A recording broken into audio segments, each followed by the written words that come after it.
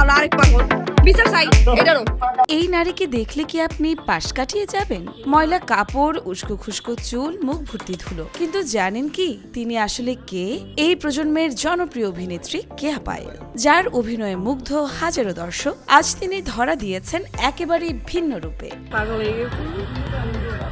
সামাজিক যোগাযোগ মাধ্যমে ছড়িয়ে পড়েছে একটি ভিডিও, যেখানে কেয়া পায়েলকে দেখা যায় একজন মানসিক ভারসাম্যহীন নারীর বেশে। প্রথম দেখায় যে কেউ ভাববেন এ যেন সত্যিকারের একজন ভবঘুরে নারী, কিন্তু ভিডিও শেষ দিকে গিয়ে সব রহস্য পরিষ্কার হয়। হঠাৎ সেখানে হাজির হন অভিনেতা ফারহান আহমেদ জোবান, আর তখনই বোঝা যায় এটি আসলে একটি নতুন নাটকের শুটিং। এক্কেরে খারাপও কিন্তু সর। জোবান মজা করে ক্যাপশনে লিখেন, ছেমনি পাগল নাকি, আমারে কয় খায়া লাইবো। গাদের গন্ধ।